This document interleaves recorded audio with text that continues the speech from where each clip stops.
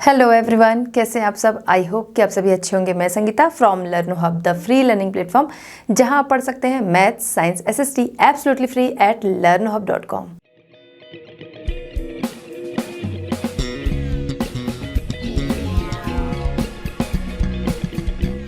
बच्चों, आज हम डिस्कस करेंगे आईसीएसई क्लास 10। टॉपिक हमारा है इंटरप्रिटेशन ऑफ टोपोग्राफिकल मैप्स 2 का फर्स्ट पार्ट।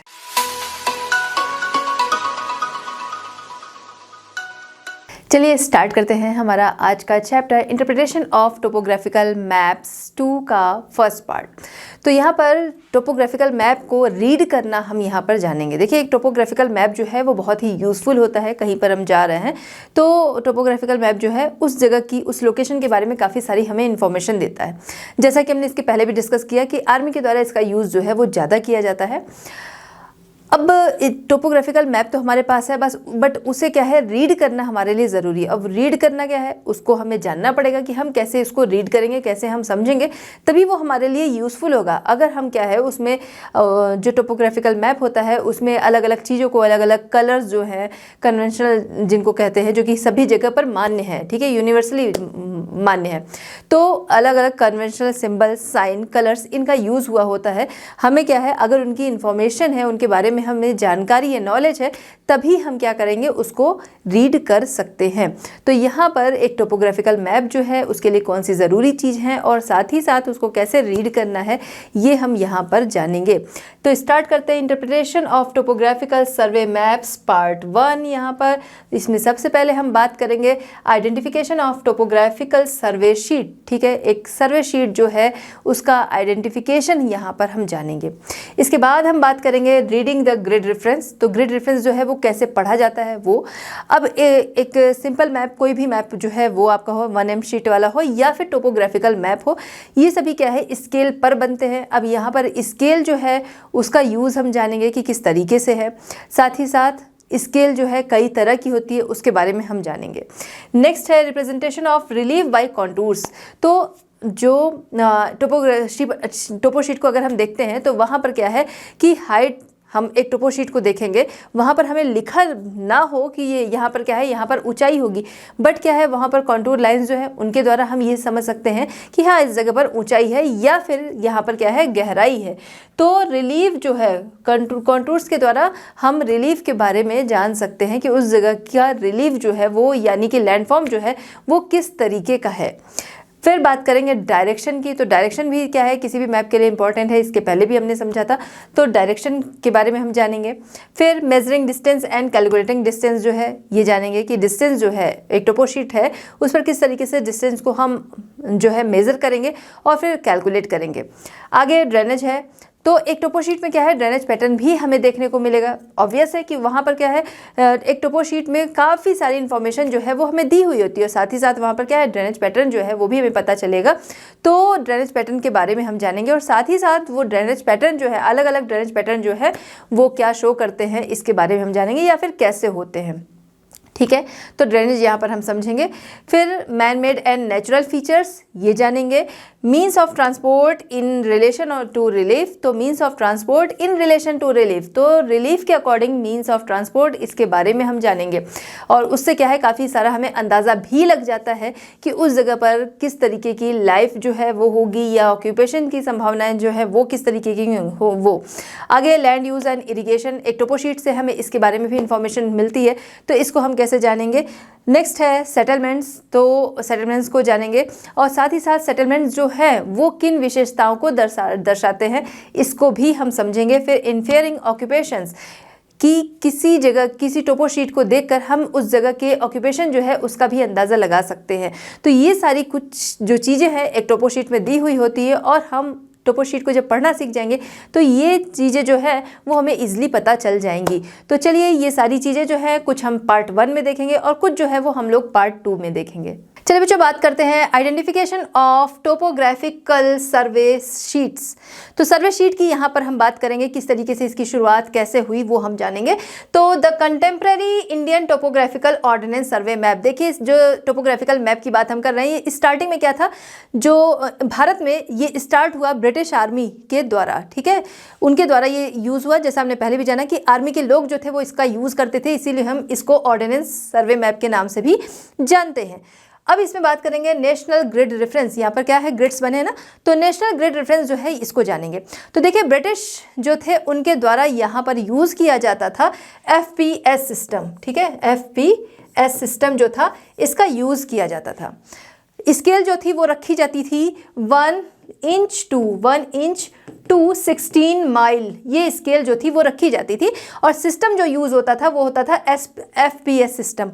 अब ये FPS सिस्टम क्या है, तो जहाँ पर डिस्टेंस के लिए फीट का यूज़ किया जाता था, डिस्टेंस के लिए फीट का यूज़ किया जाता था, और P जो है वो पाउंड जो कि क्या है, वेट के लिए यूज़ किया जाता था, और S जो है सेकेंड जो कि टाइम के लिए, ठीक है, सेकंड जो कि टाइम के लिए यूज़ किया जाता था। इस तरीके से यूज़ होता था।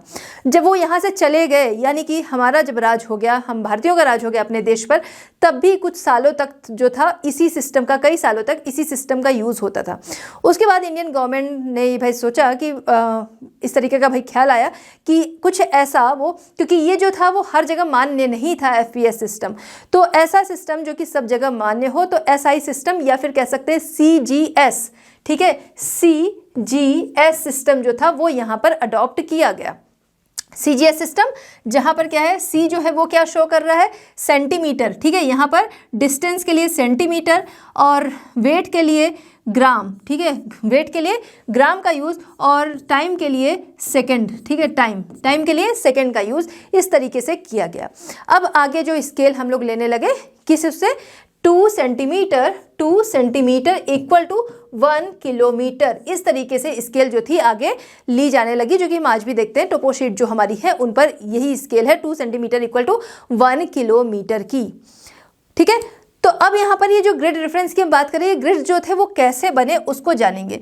तो ये मान लीजिए X और Y हो गया, ठीक है, ये आपका Y हो गया, ये हो गया X। अब यहाँ पर कोऑर्डिनेट्स जो है वो हम देखेंगे, तो ये रेक्टेंगुलर कोऑर्डिनेट्स के तहत यहाँ पर इसको लिया गया। अब अगर हम इस जगह पर कोई नाम देना चाहें तो हम क्या देंगे, Y देंगे या X देंगे, है ना, तो ऐसी कोई कन्फ्यूज़न ना रहे, इसी के लिए क्या है, मतलब ऐसा मतलब इसका सही सोल्यूशन क्या निकलेगा, तो यहाँ पर रख दिया YX, ठीक है, YX ये नाम रख दिया। तो यहाँ पर ये दोनों अल्फ़ाबेट है। इसी तरीके से पूरे वर्ल्ड को जो है वो ग्रिड्स में डिवाइड किया गया, पूरे वर्ल्ड को ग्रिड्स में डिवाइड किया गया, जहाँ पर जैसे हम ये देख रहे हैं 2 अल्फ़ाबेट एक साथ है, उसी तरीके से इनकी नंबरिंग की गई, जैसे PQ QR, ठीक है, 2 अल्फ़ाबेट जो थे वो एक साथ यहाँ पर रखे गए।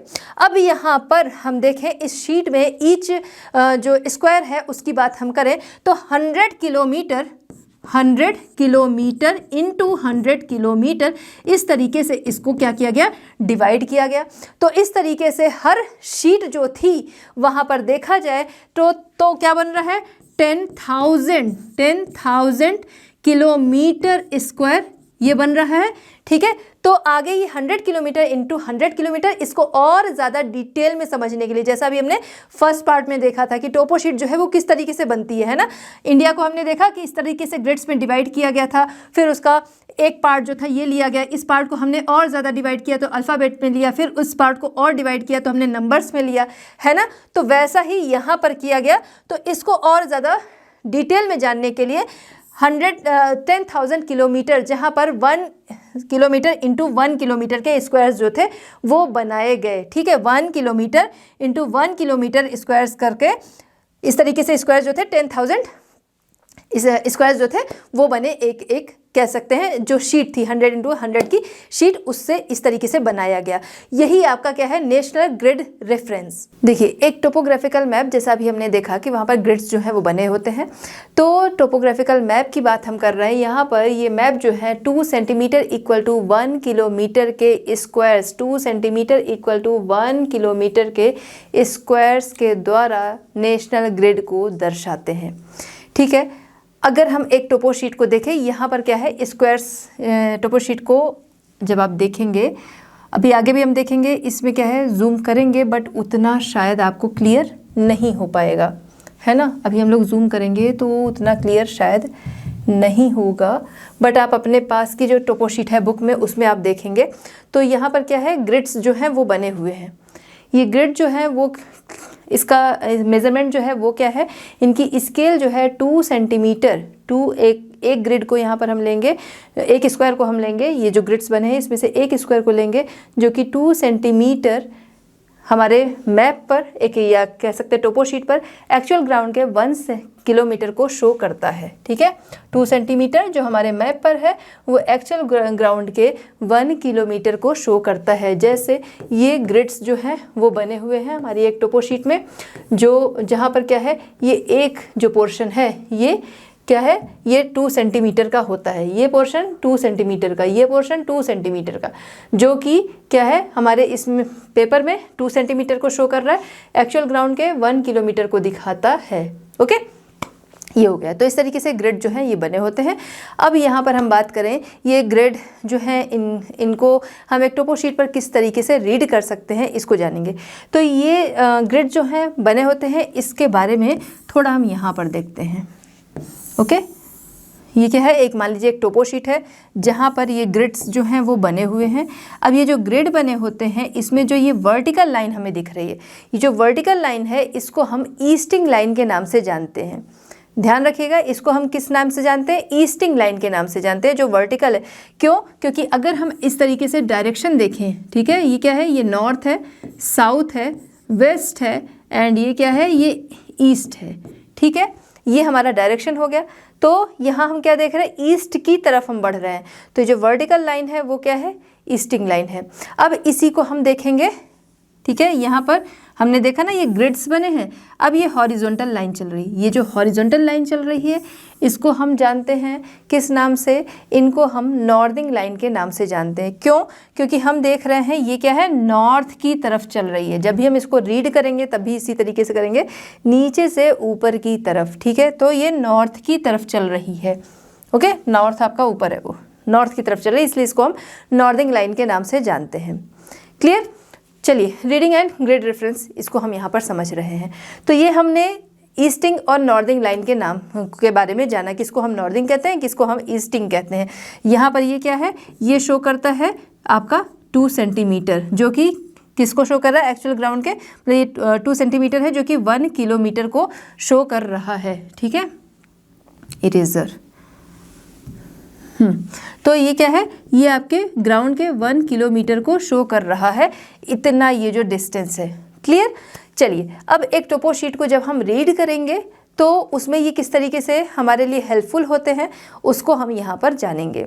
सबसे पहला, जब भी हम एक टोपो शीट को रीड करते हैं तो ये साउथ वेस्ट जो कॉर्नर है, ठीक है, साउथ वेस्ट कॉर्नर है ना, यहाँ पर हम देखें साउथ वेस्ट आएगा, तो साउथ वेस्ट कॉर्नर जो है यहीं से हमेशा हम इसको रीड करना शुरू करते हैं। पहली चीज़, जब भी हम इसको रीड करते हैं तो यहाँ पर ये भी ध्यान रखना है कि कभी भी हम जो हॉरिजॉन्टल चल रही लाइन उनको, और कभी भी वर्टिकल जो चल रही है उसको रीड करने लगे नहीं।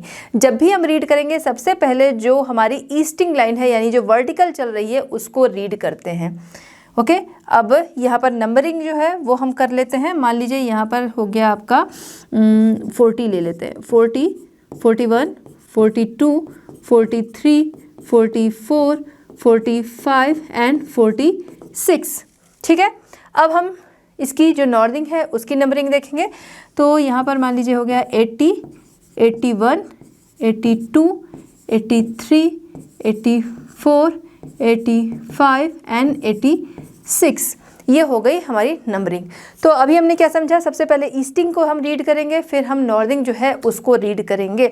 अब ये हमारे लिए बहुत ज़रूरी है कि इनसे बना हुआ जो ग्रिड है वो किसी भी चीज़ की हमें लोकेशन के बारे में बताता है। जैसे कहीं पर क्या है, वेल हमें पता करना है, कहीं कोई ऑफिस जो है वो पता करना है। क्यों? एक जो टोपोग्राफिकल शीट होती है इसमें हमने ये जाना कि यहाँ पर मैन मेड फीचर और नेचुरल फीचर, ये दोनों ही फीचर जो है वो शो होते हैं। ठीक है, दोनों को शो किया जाता है।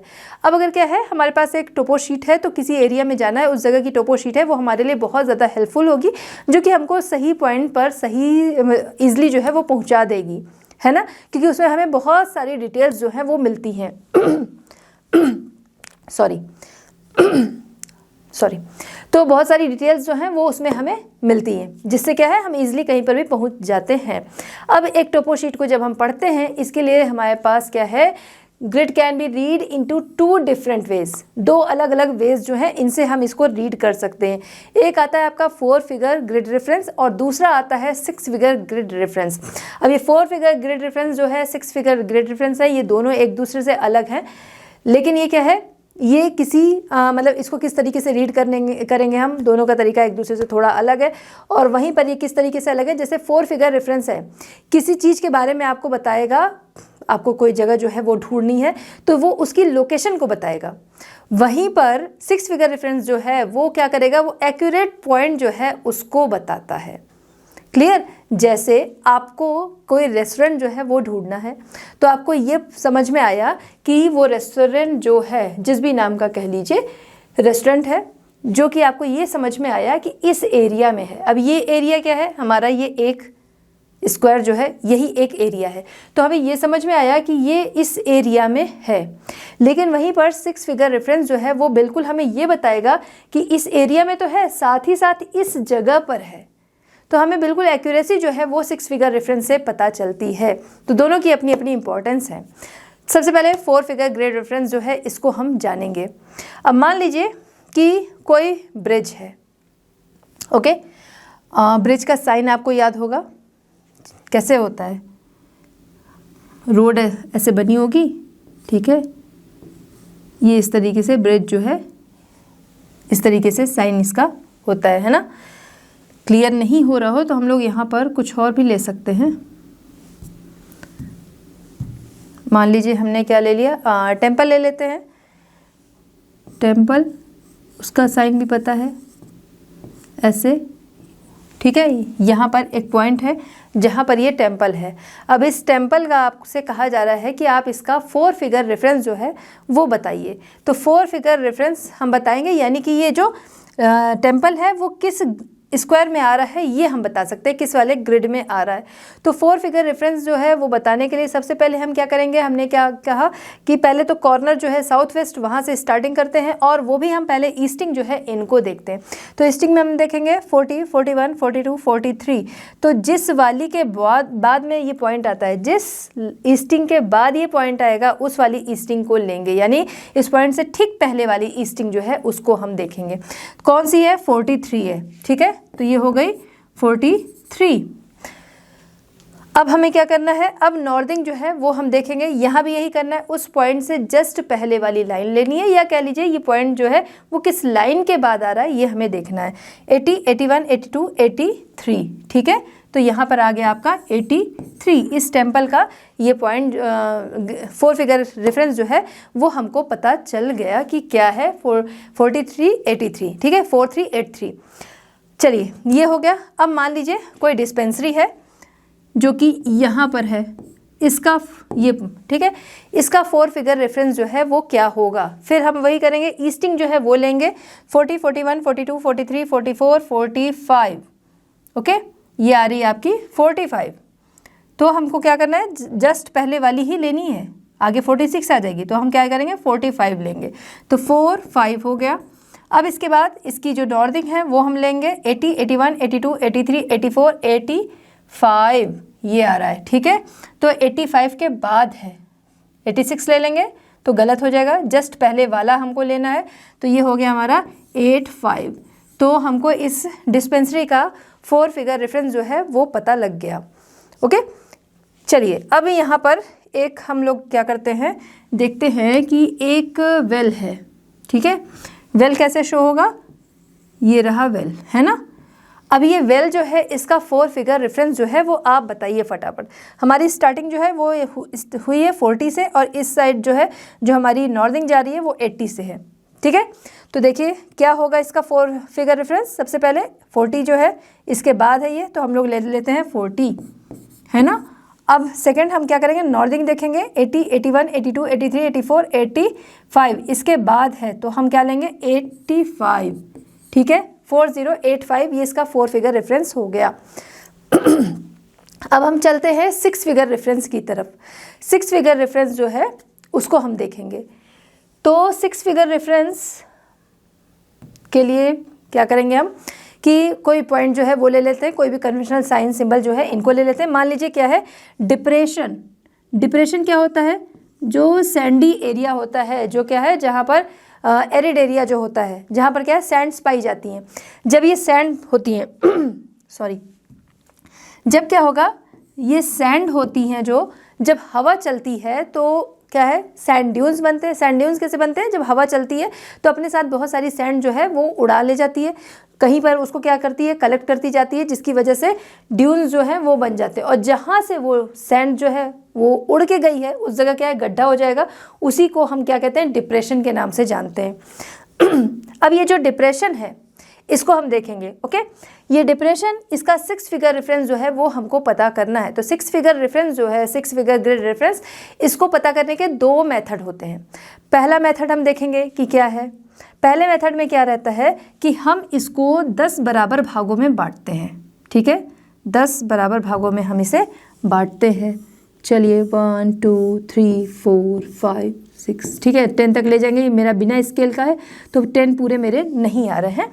ठीक है, तो यहाँ पर 10 बराबर पार्ट्स में हमने बांट दिया, यानी कि 10 पार्ट्स हमने कर दिए हॉरिजॉन्टल लाइन के, 10 पार्ट्स हमने कर दिए वर्टिकल लाइन के। अब हमको ये पता करना है 6 फिगर रेफरेंस। जैसा कि हमने जाना 6 फिगर रेफरेंस जो है वो एक्यूरेसी को बताता है। तो एक्यूरेसी के लिए वो पॉइंट हमारा जो है वो यहाँ पे है मान लीजिए। ठीक है, ये हमारा पॉइंट है। तो हम इसके लिए भी क्या करेंगे, सबसे पहले ईस्टिंग जो है उसको लेंगे। तो 1 2 3 4 पे आ रहा है, नहीं सबसे पहले हम क्या करेंगे, यहाँ भी पहले 4 फिगर रेफरेंस जो है वो निकालेंगे। 4 फिगर रेफरेंस के लिए ईस्टिंग जो है वो लेंगे 40 41 42 43 44। ठीक है, अभी तो हमने ग्रिड बनाया था, अभी तो हमने क्या था 4 फिगर रेफरेंस निकाला नहीं। तो सबसे पहले 4 फिगर रेफरेंस निकालेंगे, जहाँ पर 44 जो है वो हमने लिया, ये हो गया 44, बीच में हम स्पेस दे देंगे। अब इसके बाद क्या करेंगे, जो इसकी ईस्टिंग हमने ले ली, अब हम इसकी नॉर्दिंग लेंगे। ठीक है, ईस्टिंग ले लिया, नॉर्दिंग लेंगे। नॉर्दिंग में 80 81 इसके बाद है, तो ये कौन सी आएगी 81, ये हो गई 81। यहाँ पर हमने फिर से स्पेस जो है वो छोड़ दिया। हमें यहाँ 4 फिगर मिल रहा है, हमें 6 फिगर पता करना है। उसके लिए हम क्या करेंगे, अब इन बॉक्स को हम काउंट करेंगे। इसमें भी हम ईस्टिंग जो है उससे लेंगे। ईस्टिंग हमारी इस तरीके से जा रही है ना, तो ईस्टिंग में हम लेंगे यानी 1 2 3 4 पे आ रहा है, तो हमने यहाँ पर लिख दिया 4। ठीक है, अब इसके बाद नॉर्दिंग हम लेंगे 1 2 में आ रहा है, ये हो गया 2। ये हमें क्या है 6 फिगर रेफरेंस जो है वो मिल गया। चलिए एक और 6 फिगर रेफरेंस जो है उसको हम यहाँ पर देख लेते हैं इसी वाले मेथड से। अब ये मान लीजिए कोई क्या है हवाई अड्डा यानी एयरपोर्ट। अब इसका सिंबल क्या है, अगर आपको ध्यान हो कैसा होता है, कुछ एरोप्लेन जैसा ही इस पर बना रहेगा। ठीक है, ये यहाँ पर पॉइंट है, ये हमारा हो गया एयरपोर्ट। ठीक है, अब यहाँ सिंबल सही नहीं बना है, तो क्या रहेगा, ये एयरपोर्ट हो गया। इसका 6 फिगर रेफरेंस हमें निकालना है। इसके लिए भी हम क्या करेंगे, फिर से वही 10 पार्ट्स में इसको हम क्या करेंगे डिवाइड करेंगे। 10 इसकी ईस्टिंग और नॉर्दिंग दोनों। ठीक है, 10 हम हॉरिजॉन्टल और 10 हम वर्टिकल पार्ट में इसको डिवाइड करेंगे, जिससे ये छोटे छोटे ग्रिड्स जो हैं वो हमको मिल गए। अब हम यहाँ पर देखेंगे ये कहाँ पर आ रहा है, तो फिर से ईस्टिंग लेंगे 1 2 सॉरी, फिर अभी तो ये हमने डिवाइड किया। इसका सबसे पहले 4 फिगर रेफरेंस जो है वो लेंगे 4 3। ठीक है, ये आ गया आपका 4 3। फिर इसके बाद इसकी नॉर्दिंग जो है वो हम लेंगे, तो ये आ रहा है आपका 85 क्योंकि इसके बाद ये आ रहा है, तो जस्ट पहले वाला हम लोग लेते हैं, वो हो गया 85। ये 4 फिगर मिला हमें, इसका 6 फिगर हमें पता करना है। तो 1 2 पहले हम क्या ले रहे हैं ईस्टिंग लेंगे, ये आ गया आपका 2। ठीक है, अब 85 यहाँ से चलते हैं 1 2 3 4 में आ रहा है, ये हमको 6 फिगर रेफरेंस जो है वो मिल गया 4 3 2 8 4 8 5 4। क्लियर। चलिए कुछ और हम लोग अब यहाँ पर देख लेते हैं। मान लीजिए कोई इंस्पेक्शन बंगलो है, उसको देखते हैं। पेन चेंज कर लेते हैं ना। इंस्पेक्शन बंगलो है। अब इंस्पेक्शन बंगलो जो है इसको कैसे रिप्रेजेंट किया जाता है, IB है ना, I ये पॉइंट हो गया, यहाँ पर IB लिखा है, तो ये क्या है, ये हो गया इंस्पेक्शन बंगलो। तो इसका 6 फिगर रेफरेंस जो है वो बताना है। तो सबसे पहले क्या है 4 फिगर जो है वो हम निकालेंगे 41, इसके बाद आ रहा हमने क्या लिया 41। इसके बाद हम क्या देखेंगे, जो नॉर्दिंग है 83 के बाद आ रहा, तो 83 8 3 हमने ले लिया। ओके, यहाँ पर हमने क्या किया, स्पेस जो है वो फिर से छोड़ दिया। क्लियर है ना, समझ में आ रहा है। अब आगे चलते हैं। तो अब क्या करेंगे, 10 पार्ट्स में हम इसको डिवाइड करेंगे। कलर चेंज कर लेते हैं तो ज़्यादा सही से इसमें समझ में आएगा। 10 हॉरिजॉन्टल, 10 वर्टिकल। अब हमने इसको क्या किया, डिवाइड कर लिया। अब हम इसको क्या करेंगे, हमें एक्यूरेट पॉइंट मिलता है इससे, है ना। तो सबसे पहले ईस्टिंग जो है वो लेंगे। ईस्टिंग हमारी कैसे चल रही है, वर्टिकल चल रही है। 1 2 2 आ रहा है, यहाँ लिख दिया हमने 2। अब इसकी नॉर्दिंग की तरफ चलेंगे तो नॉर्दिंग हमारी स्टार्ट हो रही है यहाँ 1 2 3 4 5 आ रहा है। ये 6 फिगर रेफरेंस जो है वो हमको मिल गया। क्लियर। अब इसका सेकेंड मेथड जो है उसको हम जानेंगे कि सेकेंड मेथड जो है वो किस तरीके से समझते हैं। फर्स्ट मेथड जहाँ पर हमने 10 पार्ट्स पे उसको डिवाइड किया उन बॉक्सेस को। क्लियर। चलिए फिर से हम यहाँ पर ग्रिड बना लेते हैं।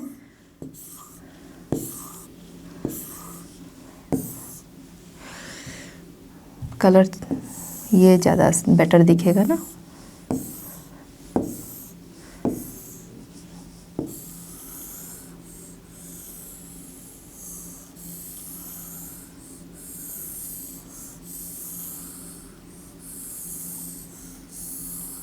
ये ज़्यादा सही दिख रहा है, रेड है ना, ब्लू से बेटर दिख रहा है रेड इसमें। तो चलिए ये हमारा ग्रिड बन गया। अब यहाँ पर फिर से हम नंबरिंग कर लेते हैं। ये हो गया 50 51 52 53 54 55 एंड 56। चलिए अब इस तरफ चलते हैं जो आपकी नॉर्दिंग है। तो ये आ रहा है हमारा 71 72 73 74 75 76 77। ये हो गया। अब यहाँ पर हमको पता करना है, ठीक है। मान लीजिए कोई पुलिस स्टेशन है, उसका 6 फिगर रेफरेंस आपको निकालना है। तो पुलिस स्टेशन, उसका सिंबल आपको पता होगा कि किस तरीके से, या तो उसको देखिए PS से लिखते हैं और या उसका सिंबल स्क्वायर में रेड ब्लू जो है वो बना देते हैं। तो ये मान लीजिए पुलिस स्टेशन जो है ये हमने लिख दिया। अब हमें इसका 6 फिगर ग्रेड रेफरेंस जो है वो पता करना है। तो सबसे पहले 4 फिगर इसका हम निकालेंगे। कितना आया, 52 है ना। ये 52 वाली लाइन जो है यही हमारी ईस्टिंग पहले ले रहे हैं, इसके बाद ये आती है आ रहा है, इसलिए 52 हो गया।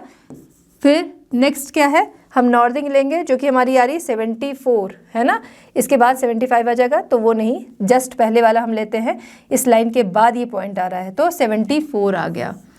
अब ये स्पेस हमारे बचे हैं, इसको हम फिल करेंगे, तब हमें 6 फिगर रेफरेंस जो है वो ग्रिड रेफरेंस वो पता चलेगा। तो इसके लिए हम क्या करते हैं, इसके लिए हम स्केल लेते हैं। अब चूंकि हमने जाना कि ये क्या है 2 सेंटीमीटर, एक लाइन जो है यहाँ पर एक स्क्वायर की एक लाइन जो है वो 2 सेंटीमीटर होती है। ये तो मेरा बिना स्केल के बना है, तो ये 2 सेंटीमीटर की होती है। और इसी तरीके से उसको 10 बराबर पार्ट में जब हम लोग बांटते हैं तो 2m के डिवीज़न उसमें बनते हैं। अब हम क्या करेंगे कि ईस्टिंग हमारी चल रही है, सबसे पहले हम ईस्टिंग लेते हैं। तो अगर मान लीजिए इसके बगल में ये हम खींचते जा रहे हैं, वो हमारा यहाँ आएगा, तो इसलिए हम इसको अब स्केल जो है वो हॉरिजॉन्टल रखेंगे। बट किसके लिए, ईस्टिंग ही पहले ले रहे हैं, क्योंकि ये ईस्टिंग हमारी इस तरीके से जा रही है ना। ये हमने रखा, मान लीजिए यहाँ पर आ रहा है 18 है ना, 18 आ रहा है, तो हम इसको 2 से डिवाइड करेंगे। ओके, क्योंकि 10 बराबर भागों में हमने वहाँ बांटा था, यानी एक भाग जो है वो क्या आएगा 2m का, तो उसी से अकॉर्डिंग क्या है 2 सेंटीमीटर का, तो ये अभी भी है, तो इसको 2 से हम क्या करेंगे डिवाइड कर देंगे। तो 18 है, यहाँ हमारा जाएगा 9। ओके, अब नेक्स्ट हमें पता करना है जो कि आपकी नॉर्दिंग जो है ये आएगी। नॉर्दिंग इस तरीके से जा रही है, तो यहाँ पर नॉर्दिंग जो है इसको हम लेंगे। ये आ रहा हमारा 16, ठीक है। तो 16 आ रहा है, उसको भी हम क्या करेंगे डिवाइड कर देंगे, तो आ जाएगा कितना 8। ये हमको 6 फिगर रेफरेंस जो है वो मिल गया। क्लियर। अब उसी तरीके से कुछ और जो है उसको हम देख लेते हैं। मान लीजिए पोस्ट ऑफिस है, पोस्ट ऑफिस यहाँ पर ये पॉइंट है, इसका पोस्ट ऑफिस है। कुछ हम लोग यहाँ पर प्रैक्टिस कर लेंगे तो फिर माइंड से निकलेगा नहीं, है ना। ये पोस्ट ऑफिस है, 4 फिगर रेफरेंस, 5 4 ले लिया हमने, इधर 7 6, तो 5 4 7 6। अब यहाँ पर क्या है स्पेस छोड़ दिया। अब फटाफट इसको हम लोग क्या करेंगे स्केल लेंगे और स्केल से देखेंगे तो ये हमारा आ जाएगा कितना 4 आ रहा है। अगर ये 4 आ रहा है तो हम क्या करेंगे उसे डिवाइड करेंगे 2 से, आ गया हमारा कितना 2 आ गया। फिर उसके बाद हम इसका नॉर्दिंग जो है वो लेंगे। नॉर्दिंग हमारा आ रहा है 14 आ रहा है, हम उसको क्या कर देंगे 7 हाफ कर दिए, ये हमको मिल गया 6 फिगर ग्रिड रेफरेंस। तो दोनों में अंतर क्या है, दोनों को कह सकते हैं ढूंढने के या बताने के जो तरीके हैं वो भी अलग है, और साथ ही साथ एक जो है एरिया को बता रहा है और दूसरा जो है वो बिल्कुल एक्यूरेसी जो है उसको बता रहा है। चलिए बात करते हैं स्केल की। स्केल जो कि बहुत ही एसेंशियल टूल है किसका, किसी भी मैप का। हम चाहे टोपोग्राफिकल मैप की बात करें और चाहे हम 1M शीट वाले मैप की बात करें, दोनों ही जगह पे ये बहुत ही ज़्यादा इंपॉर्टेंट है। कहीं पर अगर हम स्केल का यूज़ नहीं करते तो उसे हम स्केच कहते हैं। हम देखें कि एक मैप जहाँ पर क्या है अर्थ या अर्थ सरफेस जो है जिसको हम शो कर रहे हैं उसमें और हमारा जो मैप है उसके बीच में क्या रिलेशन है, तो स्केल यहाँ पर बहुत ही इंपॉर्टेंट रोल प्ले करती है, जो कि हमें दिखाती है कि एक्चुअल ग्राउंड पर ये जो पॉइंट्स हैं इनके बीच का डिस्टेंस जो है वो हमारे मैप पर क्या होगा, या हमारे मैप पर दिख रहे ये दो डिस्टेंस जो हैं, दो पॉइंट के बीच का जो डिस्टेंस है रियल जो हमारी अर्थ है, अर्थ या ग्राउंड जो है उस पर ये क्या होगा, ये हमें कैसे पता चलेगा, उसी स्केल के जरिए, है ना। तो इस तरीके से स्केल जो है वो बहुत ही इम्पॉर्टेंट एसेंशियल एलिमेंट होता है, ठीक है। Relationship between the map and the whole और a part of the earth, जो अभी हमने अर्थ सरफेस जो अभी हमने समझा है ना कि इन दोनों के बीच में क्या रिलेशन है। तो स्केल यहाँ पर क्या करती है, बहुत इंपॉर्टेंट रोल प्ले करती है, क्योंकि स्केल के द्वारा ही हम जान सकते हैं कि एक्चुअल ग्राउंड पे दो पॉइंट के बीच का डिस्टेंस जो है वो हमारे मैप पर क्या शो कर रहा है, ठीक है। मैप पर हम देखेंगे तो हमें ये पता चलेगा एक्चुअल ग्राउंड पर इसका क्या डिस्टेंस है, ओके। अब जैसे ये मान लीजिए हमारे सामने एक मैप है, हम किसी का भी मैप ले सकते हैं, वर्ल्ड का मैप ले सकते हैं जो स्केल पर बना है, या अपने देश का मैप ले सकते हैं, या हमारे सामने ये टोपो शीट है, इसको ही हम देख लेते हैं।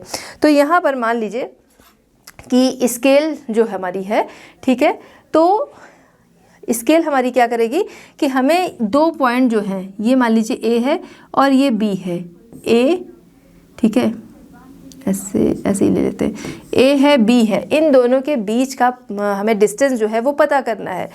कब, हमें स्केल जो है वो दिया हुआ है, मान लीजिए स्केल हमारी है 2 सेंटीमीटर इक्वल टू 1 किलोमीटर। जैसे हम टोपो शीट पे देखें तो इसी तरीके से हमें शो हो रहा ना, कुछ और गया, 2 सेंटीमीटर इक्वल टू 1 किलोमीटर को ये शो कर रहा है। तो अब हम क्या करेंगे, इन दोनों डिस्टेंस के बीच में हम स्केल रखेंगे। तो ये जैसे हमने स्केल रखी और ये हमारा आ रहा है 8 सेंटीमीटर। अगर ये 8 सेंटीमीटर शो कर रहा है, इसका मतलब एक्चुअल ग्राउंड पर 8 सेंटीमीटर यहाँ पर हमारे मैप पर शो कर रहा है, ये दोनों पॉइंट्स के बीच का डिस्टेंस। यही एक्चुअल ग्राउंड पर क्या शो कर रहा है, 4 किलोमीटर को शो करेगा, है ना। तो इस तरीके से ये एक्यूरेसी जो है वो हमें कहाँ से मिल रही है, या हम इसको कैसे समझ पा रहे हैं कि उस अर्थ सरफेस पर ये है, क्योंकि हमारे सामने स्केल है। इसी तरीके से क्वेश्चन भी आता है कि आपके सामने कोई मैप दे दिया गया, आपके सामने एक टोपो शीट दे दी गई और उसमें कोई भी दो पॉइंट जो हैं वो बता दिए गए, ये है, ठीक है। ये दो पॉइंट्स जो हैं वो बता दिए गए कि आपको ए और बी के बीच का डिस्टेंस जो है वो पता करना है। अगर स्केल मान लीजिए दिया है 1 सेंटीमीटर इक्वल टू 1 किलोमीटर, तो अब क्या करेंगे, आप इजीली पता कर सकेंगे। इन दोनों के बीच में हमने क्या किया, स्केल रखी और ये हमारा यहाँ भी क्या है, 8 सेंटीमीटर ही आ रहा है। तो 1 सेंटीमीटर इक्वल टू 1 किलोमीटर, तो 8 सेंटीमीटर इक्वल टू 8 किलोमीटर, है ना। तो इस तरीके से आप आंसर कर सकते हैं कि हाँ ये 8 किलोमीटर है।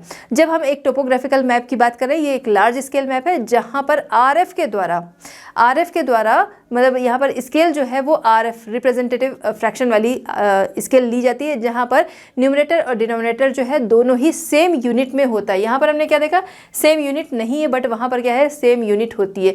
तो स्केल जो होगी वो किस तरीके से होती है, लार्ज स्केल है ना।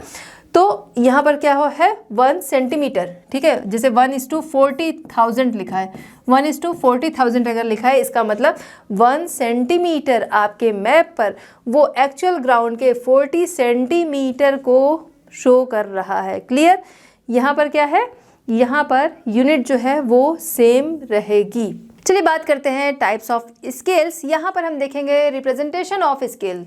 ये 3 वेज में हम यहाँ पर देखेंगे। फर्स्ट जो है वो बाई स्टेटमेंट, जहाँ पर क्या है कि हम मान लेते हैं जैसे कि 1 सेंटीमीटर इक्वल टू 50 किलोमीटर। इसका मतलब कि हमारे पास कोई मैप है, ठीक है, कोई भी मैप है जहाँ पर क्या है 1 सेंटीमीटर, मैप का 1 सेंटीमीटर एक्चुअल ग्राउंड पर सेम जो पॉइंट है, सेम जो डिस्टेंस है उसको शो कर रहा है 50 किलोमीटर के रूप में, ठीक है। यानी कि हमारे पास जो 1 सेंटीमीटर हमारे मैप में है वो एक्चुअल ग्राउंड के 50 किलोमीटर को शो कर रहा है। जैसे मान लीजिए कि आपके पास कोई मैप है, अभी हम लोग जो है ये टोपोशीट इसी पर इसको देख लेते हैं। तो जैसे मान लीजिए कि ये कोई मैप है जहाँ पर 2 पॉइंट हैं। अब ये 2 पॉइंट हमने क्या देखा, 1 सेंटीमीटर इक्वल टू, जो कि रिप्रेजेंट कर रहा है 50 किलोमीटर को। हमारे पास स्केल है, इस स्केल में इधर इंच है, इधर क्या है, इधर सेंटीमीटर है। हम यहाँ पर रखेंगे इसको, तो 1 सेंटीमीटर मान लीजिए यहाँ से यहाँ तक आ रहा है, ठीक है। ये दोनों पॉइंट हो गए, ये 1 सेंटीमीटर इसके बीच का डिस्टेंस है। इसका मतलब कि हमारे मैप पर ये जो थोड़ा सा पोर्शन दिख रहा है एक्चुअल ग्राउंड के ये 50 किलोमीटर को शो कर रहा है। ओके, अब मान लीजिए आपके सामने कोई क्वेश्चन आता है कि 2 पॉइंट दिए हुए हैं, किसी मैप के 2 पॉइंट जो है वो आपको दिए हुए हैं। यहाँ पर पॉइंट ए है, पॉइंट बी है, या फिर किसी भी जगह की डिस्टेंस जो है दिल्ली का कोई एरिया है और साथ में हम मान लेते हैं हरियाणा का कोई एरिया जो है वो दिया हुआ है, ठीक है। अब इन दोनों के बीच की डिस्टेंस जो है वो आपको पता करने के लिए कहा गया है, जहाँ पर क्या है स्केल यही दिया है हमको 1 सेंटीमीटर इक्वल टू 50 किलोमीटर। तो अगर क्या है, आगे हम और मेथड देखेंगे, बट हमें जब सीधा रास्ता यहाँ पर मिल रहा है उसको हम स्केल से देखेंगे। तो स्केल से जब हम देखेंगे, ठीक है, जब कहाँ क्या है कर्व मिलेगा तो उसके लिए कुछ और मेथड है, आगे समझेंगे। यहाँ पर ये दोनों डिस्टेंस जो है इनके बीच का हम देखेंगे कि डिस्टेंस जो है वो क्या आ रहा है एक्चुअल ग्राउंड का। पहले मैप पर देखेंगे, उसके अकॉर्डिंग हमें एक्चुअल ग्राउंड का डिस्टेंस जो है वो पता चल जाएगा। ए बी, तो हमने ए पर रखा और बी पर रखा, तो ये आ रहा है हमारा 8 सेंटीमीटर। ओके, तो यहाँ पर स्केल हमारी है 1 सेंटीमीटर जो रिप्रेजेंट कर रहा है 50 किलोमीटर को। इसका मतलब 8 सेंटीमीटर जब ये हमारा आ रहा है, ये रिप्रेजेंट कर रहा है एक्चुअल ग्राउंड के 400 किलोमीटर को, है ना। इसका मतलब ये जो थोड़ा सा हमें ये डिस्टेंस दिख रहा है हमारे मैप पर 8 सेंटीमीटर में, ये क्या है एक्चुअल ग्राउंड पर इन दोनों पॉइंट के बीच का डिस्टेंस जो है वो है 400 किलोमीटर। इसलिए स्केल जो है वो बहुत ज़्यादा मायने रखती है कि हम इस डिस्टेंस को समझ सकेंगे, वरना हमें नहीं समझ में आएगा कि ये दोनों के बीच का डिस्टेंस जो है वो क्या है। ओके, नेक्स्ट हम बात करेंगे by representative fraction. Representative fraction की बात हम करें जहाँ पर क्या है कि न्यूमरेटर और डिनोमिनेटर जो है ये दोनों की यूनिट जो है वो सेम होगी। जैसा कि यहाँ हमने देखा कि ये सेंटीमीटर में है, ये किलोमीटर में है, बट जहाँ पर आरएफ यानी रिप्रेजेंटेटिव फ्रैक्शन जो है ये स्केल हम देखेंगे तो वहाँ पर दोनों की यूनिट जो है वो सेम होगी।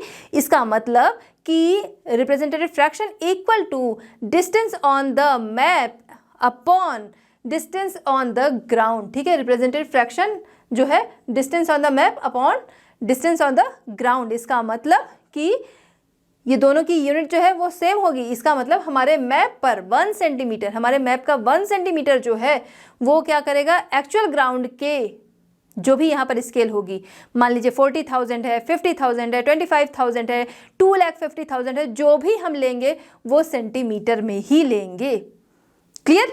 तो मान लीजिए यहाँ की स्केल है 1:40,000, ठीक है, 1:40,000। इसका मतलब 1 सेंटीमीटर हमारे मैप पर, ये लार्ज स्केल मैप में ज़्यादातर जो इसका यूज़ जो है वहाँ पर होता है, लार्ज स्केल मैप में, ठीक है। तो 1 सेंटीमीटर, इसका मतलब कि हमारे मैप का 1 सेंटीमीटर जो है वो एक्चुअल ग्राउंड के 40,000 सेंटीमीटर को शो कर रहा है।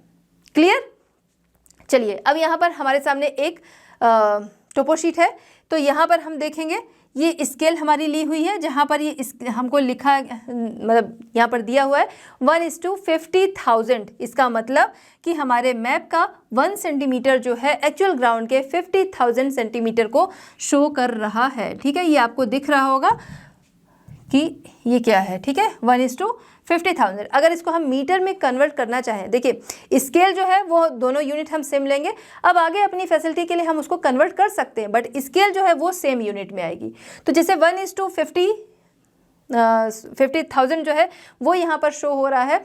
इसका मतलब अभी जैसा हमने समझा कि 1 सेंटीमीटर हमारे मैप का एक्चुअल ग्राउंड के 50,000 सेंटीमीटर को शो कर रहा है। इसका मतलब अगर हम इसको मीटर में समझना चाहें, यानी कि ये 500 मीटर को शो कर रहा है। ओके, चलिए, तो ये हो गया हमारा रिप्रेजेंटेटिव फ्रैक्शन या फिर आरएफ स्केल। चलिए बात करते हैं थर्ड स्केल जो कि है लीनियर या फिर ग्राफिकल स्केल।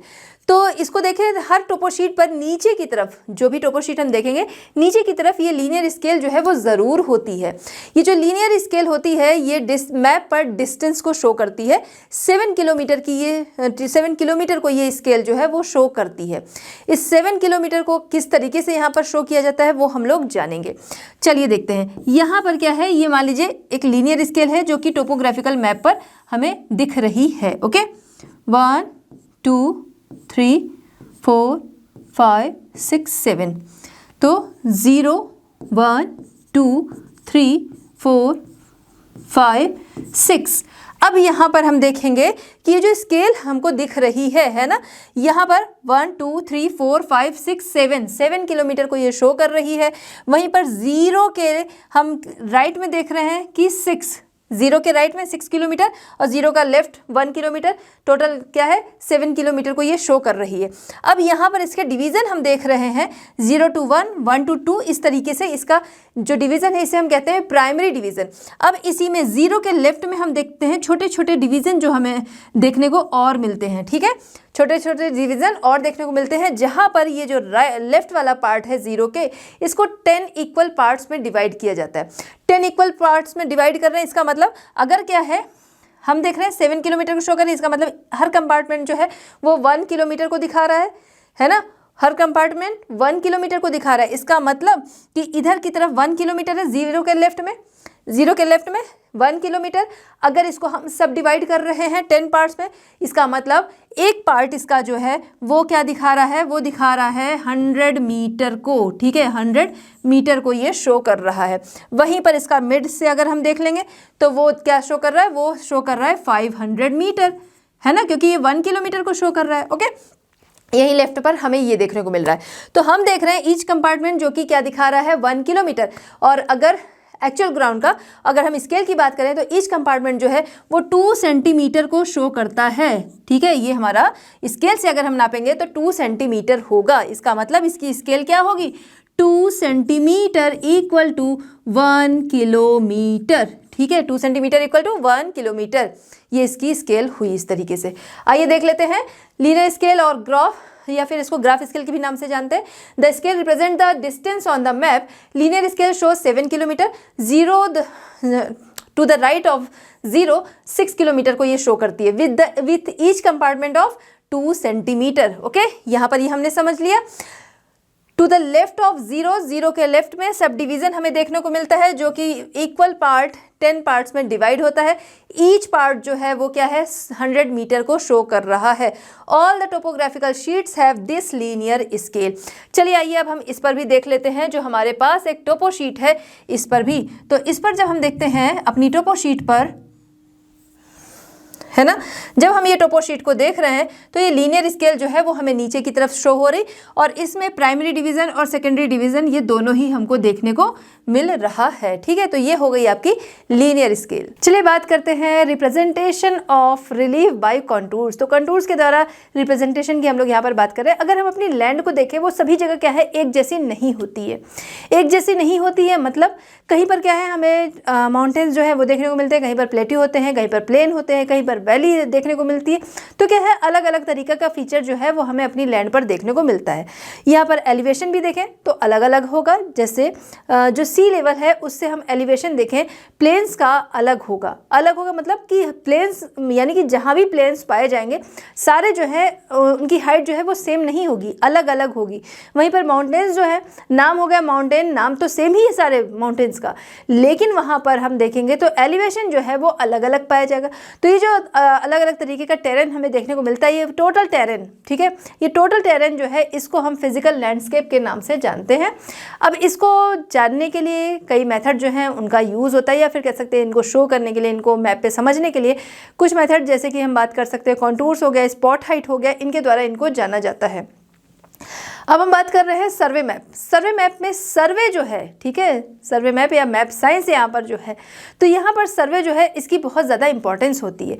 क्यों? क्योंकि मैप जो है अलग अलग ऑब्जेक्टिव या अलग अलग उद्देश्यों से बनाए जाते हैं, तो सर्वे भी क्या है उसी के अकॉर्डिंग किया जाएगा, तभी क्या है मैप जो है वो बनेगा और काफ़ी ज़्यादा यूज़फुल रहेगा।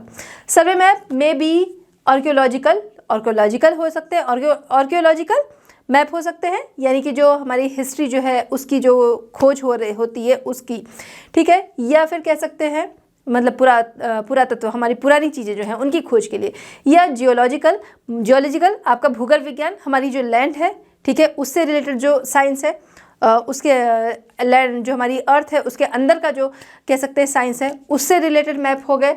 टोपोग्राफिकल, क्योंकि हमें फीचर जो है हर जगह देखने को अलग अलग मिलता है ना, तो वो हो गया topographical map. Topographical cadastral map हो गया। कैडेस्ट्रल जहाँ पर क्या है लैंड जो है हम देखें तो 1935 में कैडेस्ट्रल मैप जो थे वो बनाए गए थे कि जैसे लैंड जो थी उनका क्या था, उनको डिवाइड किया गया था। अगर हम देखें जहाँ पर क्या है फील्ड होती है, एग्रीकल्चर लैंड होती है, एग्रीकल्चरल लैंड होती है, उसमें देखते हैं एक ही पर्सन की पूरी लैंड नहीं होती, अलग अलग लोगों की लैंड होती है ना। तो उसके लिए क्या है मैप जो बनाया जाता है कि हाँ इतना पोर्शन जो है किसी और का, इतना पोर्शन किसी और का, ये क्या हो गया, ये कैडेस्ट्रल मैप हो गया।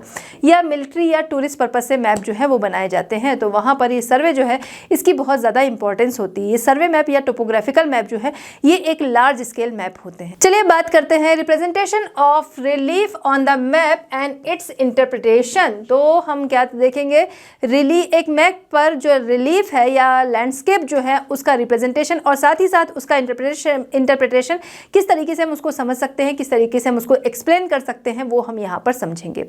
तो एक टोपोग्राफिकल मैप को अगर हम देखें या टोपोग्राफिकल सर्वे मैप को अगर देखें तो यहाँ पर रिलीफ जो है इसको शो करने के लिए कई सारे मेथड्स यूज़ किए जाते हैं।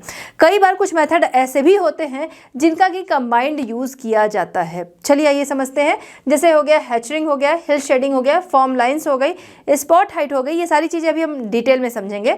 ट्रायंगुलेशन पॉइंट हो गया, बेंच मार्क हो गया, कॉन्टूर्स हो गया। तो कुछ जैसे हमने कहा कि कभी कभी कंबाइंड भी कर दिया जाता है, तो जैसे कॉन्टूर्स हो गए, हैचरिंग हो गई, इनको क्या है कंबाइंड भी किया जाता है। चलिए रिलीफ जानने के लिए दो मेथड यहाँ पर पहले हम देखेंगे। सबसे पहले हम बात करेंगे हैचरिंग और हिल शेडिंग की।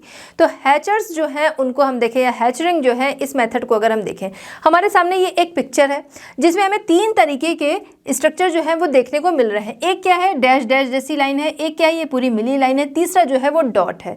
यहाँ पर जो डैश डैश लाइन है ये क्या कर रही है, ये हैचर्स को शो कर रही है।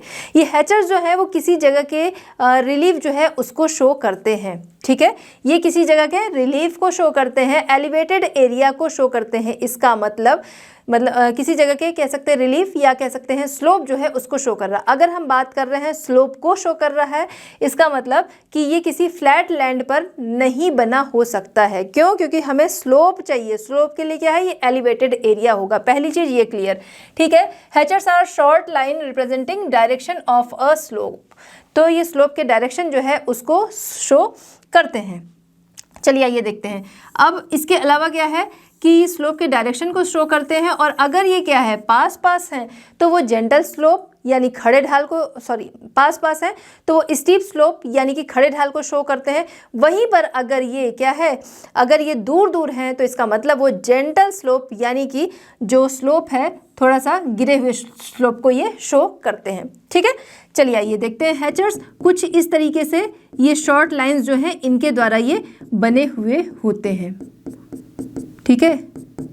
ये आप समझ लीजिएगा इस तरीके से, ये डैश मतलब छोटी छोटी लाइन जो है इनके द्वारा बने हुए होते हैं। और ये क्या है, अगर ये पास पास है तो वो किसको शो कर रही हैं, वो स्टीप स्लोप जो है उसको शो कर रही होती हैं। जैसे यहाँ पर क्या है, यहाँ पर ये बिल्कुल पास पास हो गई, यहाँ पर क्या है ये दूर दूर है ना, यहाँ पर ये दूर दूर है। तो इसी के अकॉर्डिंग ये स्लोप को शो करती हैं। जैसे हम देख रहे हैं इधर का स्लोप देखेंगे, ये क्या है, देखिए इस तरीके से स्लोप आ रहा है, और यही यहाँ पर हम देख रहे हैं ये स्लोप दिख रहा है ना, ये जेंटल स्लोप को शो कर रहा है। वहीं पर ये क्या है, ये स्टीप स्लोप जो है उसको शो कर रहा है, ठीक है। तो ये हो गया आपका हैचर्स या हैचरिंग मेथड, ठीक है। यहाँ पर ये किस लिए यूज होता है, ये शॉर्ट लाइन होती है जो रिप्रेजेंट करती है डायरेक्शन ऑफ अ स्लोप, उसको ये शो करती हैं। ये ध्यान रखना है ये कहाँ पर बनेंगे, जो एलिवेटेड एरिया होगा यानी फ्लैट लैंड पर ये नहीं बन सकते हैं। फिर हम आते हैं हिल शेडिंग। हिल शेडिंग की बात करें, show the relief by light and shade. Light and shade जैसे नाम से ही हम समझ रहे हैं ना हिल शेडिंग, तो लाइट और शेड के द्वारा यहाँ पर रिलीफ जो है वो शो किया जाता है, जिसके दो मेथड है। एक क्या है कि जैसे सामने पर क्या है, सामने जो आपकी हिल है, ठीक है, हिल है इसमें हम इमेजिन कर सकते हैं, हिल को अगर हम देखें तो यहाँ पर हम इमेजिन ये कर सकते हैं जिधर से लाइट आ रही है, मतलब जिधर का क्या है हमको लाइट दिख रहा है, जिधर का एरिया हमको लाइट दिख रहा है तो हम ये इमेजिन कर सकते हैं कि लाइट जो है वो इसी साइड से आ रही है। वहीं अपोजिट साइड क्या है, वहाँ पर शेडेड है या फिर शेडो वाला एरिया है, छाया वाला, यानी कि यहाँ पर लाइट नहीं पड़ रही है।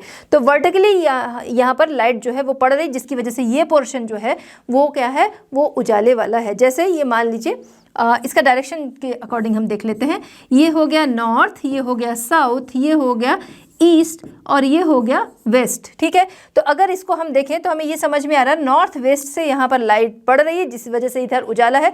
वहीं पर साउथ ईस्ट जो है उधर की तरफ क्या है, उधर की तरफ अंधेरा है। ठीक है, a light is imagine to be vertically over the area being mapped. ठीक है, a light is imagine to be shining from the north west. ठीक है, तो इस वजह से इधर का एरिया जो है वो शाइनिंग है और इधर हम देख रहे हैं जो साउथ ईस्ट है उधर की तरफ अंधेरा है कि उधर से लाइट नहीं पड़ रही। हम ऐसा इमेजिन कर सकते हैं इसको देखकर।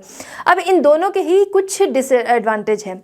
देखा जाए तो ये दोनों ही क्या करते हैं, किसी जगह के रिलीफ को शो करते हैं, लेकिन डिसएडवांटेज ये है कि यहाँ पर एक्चुअल हाइट जो है उसका हमें अंदाज़ा नहीं लग पाता है। इन फीचर्स के द्वारा एक्चुअल हाइट का अंदाज़ा नहीं लगता। साथ ही साथ ये जो स्लोप हैं ये अप हिल वाले हैं, ये डाउन हिल वाले हैं, उसके बारे में हमें नहीं पता चल सकता है। ठीक है, तो ये इसके डिसएडवांटेज हो गए। चलिए बात करते हैं फॉर्म लाइंस। अब ये फॉर्म लाइंस क्या होती हैं? फॉर्म लाइंस कंटूर लाइंस ही होती हैं, बट ये क्या करती हैं, एक्यूरेट हाइट को ना शो करके अप्रॉक्सीमेट हाइट को शो करती हैं। क्यों? क्योंकि कुछ ऐसी जगह है जहाँ पर प्रॉपर तरीके से सर्वे नहीं किया जा सकता, तो वहाँ की हाइट शो करने के लिए सी लेवल से उस जगह की का एलिवेटेड एरिया जो है उसकी हाइट ली जाती है। तो वो एक अंदाजे से ली जाती है क्योंकि वहाँ पर सर्वे पॉसिबल नहीं है, इसलिए सी लेवल से उस जगह की हाइट जो है वो अप्रॉक्सीमेट हाइट ली जाती है और इसी वजह से इसको ब्रोकन लाइन के द्वारा शो किया जाता है। जनरली हम देखें तो जो कॉन्टूर्स होते हैं वो किस तरीके से शो होते हैं, है ना, इस तरीके से पूरी पूरी लाइन जो है वो जाती है, वो ब्रोकन नहीं होती। बट ये जो फॉर्म लाइंस होती हैं ये क्या होती हैं, ब्रोकन लाइन के रूप में शो की जाती हैं। तो अगर हमें टोपो शीट पर ये फॉर्म लाइंस दिखती हैं तो हम अंदाज़ा लगा सकते हैं, मतलब उससे हमको ये समझ में आएगा कि इस जगह क्या है, कोई एलिवेटेड एरिया है, बट वो क्या है, उसकी हाइट जो है अप्रॉक्सीमेट हाइट है, एक्यूरेट हाइट नहीं है। चलिए ये देखते हैं, form lines are contour lines show only approximate height above sea level. ठीक है, use to indicate the elevations of the area which are not accessible for proper survey, drawn as broken line. कैसे इसको show करते हैं वो हम लोग देख लेते हैं।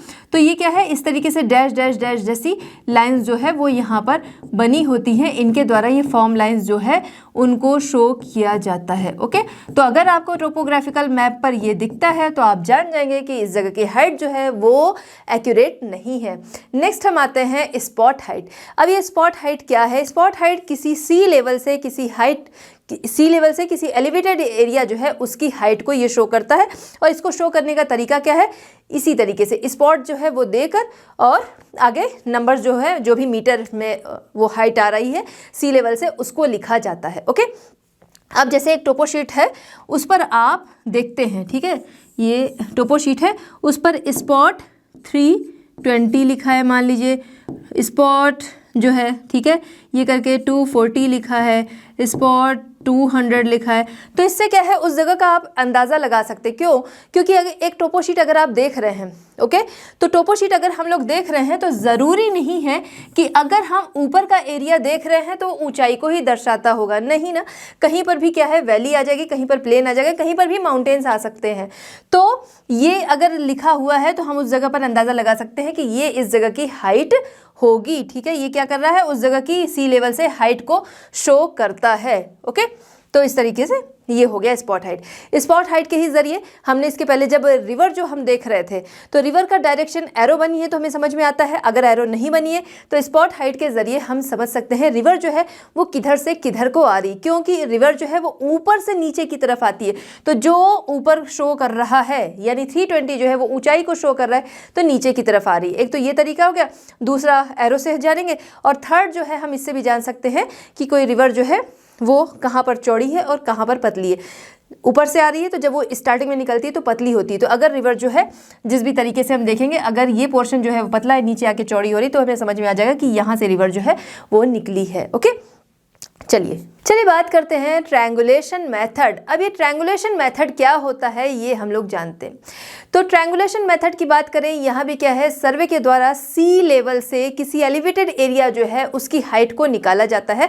बट ये हाइट जो है ये बहुत ही एक्यूरेट होती है क्योंकि ट्रिग्नोमेट्री मेथड से इसको निकाला जाता है। इसको शो कैसे करते हैं, ट्रायंगल और बगल में जो भी हाइट है वो लिखी जाती है। In this method the height of a place is fixed using trigonometry and shown with a triangle. ठीक है, तो इस तरीके से ट्रायंगल जो है वो बनाकर और उसके बगल में हाइट लिखी होती है। जैसे अभी स्पॉट हाइट हम देख रहे थे, है ना, उसी तरीके से ये ट्रायंगल के साथ लिखा होता है। तो ये हमें समझ में आ जाएगा, अगर हमने टोपो शीट पे इसको देखा तो ये हम समझ सकते हैं कि इस जगह की हाइट जो है वो एक्यूरेट लिखी होगी। नेक्स्ट हम बात करते हैं बेंचमार्क। अब ये बेंचमार्क जो है ये क्या है, इसकी बात हम करें तो ये परमानेंट सर्वे पॉइंट होता है जो कि किसी स्टोन या बिल्डिंग पर शो किया जाता है। अब ये जो सर्वे पॉइंट होता है यहाँ पर सर्वे किसका किया जाता है, तो सी लेवल से उस पॉइंट की हाइट जो है उसको लिखा जाता है। इसको शो करते हैं BM के द्वारा और जो भी हाइट होती है साथ में वो, जैसे यहाँ पर हम देख रहे थे उसी तरीके से यहाँ पर हाइट जो है वो लिखी जाती है। जैसे क्या है, BM लिखा और बगल में जो भी हाइट है, मान लीजिए 200 मीटर है, तो इस तरीके से ये लिखा हुआ होता है। Okay, indicate height of that point above sea level through accurate survey and denoted as BM and 200 या जो भी हाइट आएगी वो। चलिए बात करते हैं कॉन्टूर्स। तो कॉन्टूर्स, अगर एक टोपोग्राफिकल मैप को हम देखें तो यहाँ पर फिजिकल फीचर्स भी होते हैं, जैसे रिलीफ हो गया, वेजिटेशन हो गया, ये सारी चीज़ें हो गई। ठीक है, वहीं दूसरी तरफ अगर हम देखें तो ह्यूमन मेड फीचर्स जो है ये भी उस पर शो होते हैं, जो कि अलग अलग कन्वेंशन, सिंबल, साइन जो है इनके द्वारा शो होते हैं। वहीं पर अगर हम बात करें फिजिकल फीचर में तो जो 3 डायमेंशनल फीचर्स होते हैं, जैसे हमारे माउंटेन्स हो गए, है ना, तो ऐसे फीचर्स जो हैं वो कॉन्टूर्स के द्वारा शो किए जाते हैं। चलिए बात करते हैं representation of physical features by concept of contours, identification of simple landform. तो यहाँ पर कॉन्टूर्स के माध्यम से हम लैंडफॉर्म का रिप्रेजेंटेशन और साथ ही साथ उसका आइडेंटिफिकेशन दोनों चीज़ें जानेंगे। सबसे पहले हम जानते हैं कि कॉन्टूर्स होते क्या है। तो कॉन्टूर्स जो है ये इमेजिनरी लाइन है। ठीक है, कॉन्टूर्स इमेजिनरी लाइन है जो कि सी लेवल से सेम हाइट वाले एरियाज जो होते हैं उनको ज्वाइन करने का काम करती हैं। चलिए आइए समझते हैं। Contours are imaginary lines joining places having the same elevation above mean sea level. ठीक है, तो सी लेवल से, अब ये क्या है, कोई ये माउंटेन है या कुछ भी कह सकते हैं, अगर प्लेट्यू है, ठीक है, कोई भी एलिवेटेड एरिया है। अब यहाँ पर क्या है, हम देखें तो ये जो हाइट है ये सेम होगी, ये हाइट सेम होगी, ये हाइट सेम होगी। तो कॉन्टूर्स जो है वो यही इमेजिनरी लाइन है। ठीक है, ये रियल तो हमें ऐसे नहीं दिखेगा, ये क्या है, इमेजिनरी लाइन है जो सेम हाइट वाले प्लेसेस जो है इनको ज्वाइन करने का काम करती हैं। अब ये जो है ये बहुत ही ज़्यादा यूज़फुल होती है। जिस भी मैप में हम देखें कॉन्टूर्स का यूज़ होता है उसको हम कॉन्टूर मैप के नाम से जानते हैं। और किसी भी टोपोग्राफी जो है उसको जानने के लिए, या कह सकते हैं किसी भी एरिया की जो टोपोग्राफी है या उसका रिलीफ जो है उसको जानने के लिए बहुत ही ज़्यादा यूज़फुल होते हैं। कैसे, जैसे जैसे हम अभी आगे बढ़ते जाएंगे वैसे वैसे ये चीज़ हमें क्लियर होती जाएगी कि एक टोपोग्राफिकल मैप में अगर कॉन्टूर लाइंस हैं वो हमारे लिए उसके एलिवेशन या उसकी टोपोग्राफी जो है उसको समझने के लिए बहुत ही यूज़फुल होती हैं। चलिए बात करते हैं इंडेक्स कॉन्टूर्स। अब ये इंडेक्स कॉन्टूर्स क्या होते हैं ये हम समझेंगे। पहली चीज़, कॉन्टूर्स कैसे होते हैं, क्या है कॉन्टूर्स, ये हमने जान लिया कि कॉन्टूर्स जो है वो इमेजिनरी लाइन होती है ना, जो कि सी लेवल से किसी हाइट या कह सकते हैं कि सेम हाइट वाले जो प्लेसेस हैं उनको मिलाने का काम करती हैं। अब ये क्या है, कॉन्टूर्स जो है ये हमारे सामने मान लीजिए कॉन्टूर्स हैं। अब अगर हम इंडिया का ऑर्डिनेंस मैप देखते हैं, कॉन्टूर्स इंटरवल की अगर हम बात करें, देखिए इंटरवल यानी कि एक कॉन्टूर से दूसरे कॉन्टूर के बीच में जो हम देखते हैं नंबरिंग रहती है ना, वो क्या है, वो कॉन्टूर इंटरवल है। तो कहीं पर क्या है, हमें 100 का डिफरेंस जो है वो देखने को मिलता है, कहीं पर 50-50 का देखने को मिलता है, कहीं पर क्या है 20 का देखने को मिलता है और कहीं पर 200 भी हम देखते हैं, कहीं पर 150 भी हम देखते हैं। तो अगर हम इंडिया के कॉन्टूर्स के, इंडिया के ऑर्डिनेंस मैप जो है उसमें बात करें तो बेसिकली यहाँ पर 20 मीटर्स ये कॉन्टूर इंटरवल जो है वो लिया जाता है, उसी के अकॉर्डिंग हम इसको देखेंगे। ओके, तो अगर बाई चांस कभी क्वेश्चन आता है कि कॉन्टूर इंटरवल जो है वो कितना होता है तो उसको हम क्या लिखेंगे, 20 मीटर्स। बाकी तो हमें देखने को और भी मिलता है 50, 100, 100, 200 इस तरीके से। ठीक है, चलिए तो यहाँ पर हम लोग 20 के डिफरेंस से ये देख लेते हैं। तो ये मान लीजिए हमारा आ गया ये वाला 240 ले लेते हैं, 240 हो गया। 20 का हम यहाँ पर गैप करेंगे तो क्या आ जाएगा 220, फिर आ जाएगा 200, फिर 180, फिर उसके बाद आ जाएगा 160, 140, 120 एंड 100, ठीक है। तो यहाँ पर 100 हो गया। तो इस तरीके से 20-20 का यहाँ पर इंटरवल जो है वो हमें देखने को मिल रहा है। अब हम बात कर रहे थे किसकी, कॉन्टूर, इंडेक्स कॉन्टूर की, ठीक है। तो इंडेक्स कॉन्टूर्स जो है वो क्या होते हैं वो जानेंगे। तो यहाँ पर जब कॉन्टूर्स हम देखें, अब क्या है, ये हमारे सामने इतने दिख रहे हैं, कहीं पर ये बहुत ही ज़्यादा होते हैं, है ना। तो इसको ईजिली हम पढ़ सकें, ईजिली उसको समझ सकें कि क्या है कैसा है, यहाँ फिगर बना रहे हमें आसानी रहे, तो इसके लिए ज़रूरी क्या होता है कि हम इसकी पहचान आसानी से कर सकें। अब वो आसानी से कैसी होगी, इसीलिए इंडेक्स कॉन्टूर्स जो हैं वो दिए गए हैं। इंडेक्स कॉन्टूर्स क्या है, हर 5th लाइन, कॉन्टूर्स में हर 5th लाइन जो है उसे हम इंडेक्स कॉन्टूर कहते हैं, जिसमें इस लाइन को हम और ज़्यादा डार्क कर देते हैं, ठीक है। जैसे 1 2 3 4 5 ये 5th लाइन हमारी आ रही है, तो इसको हम क्या करेंगे, डार्क कर देंगे, ठीक है। ये औरों से डार्क रहेगी हमारी लाइन, तो ये हमें समझ में आएगा कि ये हमारा इंडेक्स कॉन्टूर है। अब यहाँ पर फिर से हम लेंगे, ये मान लीजिए ए, ये हो गई, ये पूरा सर्कल मान लीजिएगा, ठीक है। तो ये हो गया 1 2 3 4 नहीं, ये 5th, ठीक है। तो हर 5th लाइन जो होगी वो डार्क होती है, उसी को हम इंडेक्स कॉन्टूर कहते हैं, जिससे आसानी से हम इनको समझ सकें। चलिए बात करते हैं एसेंशियल्स ऑफ कॉन्टूरिंग। यहाँ पर सबसे पहले identification of landforms by contours. तो देखिए, कॉन्टूर्स के माध्यम से किसी भी लैंडफॉर्म का रिलीफ जो है वो हम बड़े ही इजीली जान सकते हैं। अब यहाँ पर हम बात करेंगे आइडेंटिफिकेशन, तो इसमें सबसे पहले स्लोप की बात करते हैं। किसी भी कॉन्टूर लाइंस जो है उनको देखकर हम उसके स्लोप के बारे में अंदाज़ा लगा सकते हैं कि ये स्लोप जेंटल है या फिर स्टीप है। चलिए आइए समझते हैं कैसे। इसके स्पेस के द्वारा, यहाँ पर जो कंटूर लाइंस होती हैं इनके बीच के जो स्पेस होते हैं उससे हम समझ सकते हैं कि ये जो कंटूर्स हैं, यहाँ का जो स्लोप होगा वो जेंटल है या फिर वो स्टीप है। जैसे हमारे सामने ये कंटूर लाइंस हैं। अब अगर इसको हम देखें, इधर क्या हमें दिख रहा है, इधर स्पेस जो है इनके बीच का वो ज़्यादा है, वहीं पर इधर हमें दिख रहा है इनके बीच का, एक कंटूर से दूसरे कंटूर लाइंस तक के बीच का जो स्पेस है वो क्या है, वो कम है। अब देखिए इसी के अकॉर्डिंग स्लोप भी हमें दिखाई देगा, ठीक है। ये देखिए यहाँ पर क्या है, इस तरीके का स्लोप दिख रहा है, वहीं पर इसको हम देख रहे हैं ऐसा स्लोप दिख रहा है। इसका मतलब ये क्या शो कर रहा है, ये जेंटल स्लोप, यानी कि इनके बीच में अगर स्पेस ज़्यादा है तो जेंटल स्लोप को शो करता है, वहीं पर कम स्पेस अगर इनके बीच होता है वो स्टीप स्लोप या फिर खड़ा ढाल जो होता है उसको ये शो करता है। चलिए बच्चों बात करते हैं इंटरवल्स एंड ग्रेडियंट। यहाँ पर दो टर्म्स हमें देखने को आते हैं। फर्स्ट है वर्टिकल इंटरवल जिसे हम VI से रिप्रेजेंट करते हैं, और दूसरा है हॉरिजॉन्टल इक्विवेलेंट जिसको HE से रिप्रेजेंट किया जाता है। इन दोनों को हम समझेंगे। सबसे पहले हम जानेंगे वर्टिकल इंटरवल क्या होता है। वर्टिकल इंटरवल दो कॉन्टूर लाइन्स जो होती हैं इनके बीच का जो वर्टिकल इंटरवल होता है, दो कॉन्टूर लाइन्स के बीच का वर्टिकल इंटरवल, इसे हम VI या वर्टिकल इंटरवल के नाम से जानते हैं, ठीक है। चलिए आइए समझते हैं। जैसे कॉन्टूर्स जो है अभी तक आप इससे परिचित हो गए कि ये किस तरीके की लाइन होती है ना। तो ये मान लीजिए हमारे सामने कोई कॉन्टूर्स है, इसके बीच में जो डिफरेंस हमें देखने को मिलता है वो क्या है, कहीं पर हम देखते हैं 50 का होता है, कहीं पर 20 का होता है, कहीं 100 का होता है। बट जनरली एक ऑर्डिनेंस मैप हम अपने यहाँ का देखें तो 1:50,000 RF वाला जो मैप होगा वहाँ पर ये वर्टिकल इंटरवल जो है वो 20 मीटर्स का होता है। इसीलिए अगर क्वेश्चन आता है ये वर्टिकल इंटरवल कितना होता है तो आप 20 मीटर ही लिखेंगे, ठीक है। तो चलिए ये हमारे सामने एक कॉन्टूर लाइंस जो हैं वो बनी हुई है किसी भी रिलीफ जो है उसका, या कह सकते हैं किसी भी लैंडफॉर्म के रिलीफ का। अब यहाँ पर हम देखेंगे कि किस तरीके से। सबसे अंदर अगर क्या है, ये ऊंचाई को दिखा रहा है तो अंदर की तरफ सबसे बड़ा नंबर आएगा। मान लीजिए ये है 120, फिर आएगा 100, ठीक है। 20 के गैप पर हम देखेंगे क्योंकि यहाँ पर इंटरवल हम क्या देख रहे हैं, 20 मीटर, ठीक है। ये ध्यान रखना है कि आपके सामने एक टोपो शीट है, उसमें बहुत जगह पर आपको कंटूर लाइंस जो है वो देखने को मिलेंगी। अगर एक जगह पर 20 मीटर्स का इंटरवल रखा गया है तो बाकी पूरी जगह पर भी वही होगा, इसको हम चेंज नहीं कर सकते हैं, वो सेम होता है, ठीक है। तो अगर 50 का है तो पूरे में 50 का ही रहेगा, और साथ ही साथ ये सारी जो लाइन्स हैं इनके बीच का भी जो इंटरवल होगा वो हमेशा सेम ही होगा, ठीक है। तो 80 हो गया, 60, 40 and 20। ठीक है, तो ये हो गया। अब हमको क्या देखना है, VI यानी वर्टिकल इंटरवल। तो वर्टिकल इंटरवल ये रहा, है ना।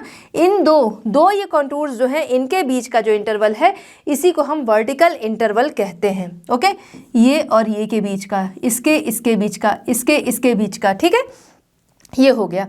तो अगर हम इससे देखें जो पिक्चर बन रहा है हमारा, मान लीजिए हाइट ये दिखा रहा है क्योंकि अंदर की तरफ क्या है, बड़ा नंबर है ना, अंदर की तरफ बड़ा नंबर है, इसका मतलब ये हाइट दिखा रहा है। अगर जहाँ पर ये गहराई को दिखाएगा वहाँ पर क्या होगा, अंदर की तरफ छोटा नंबर होगा। चलिए अब ये मान लीजिए कि हम देखते हैं यहाँ पर ये इस तरीके का फीचर जो है वो बन रहा है।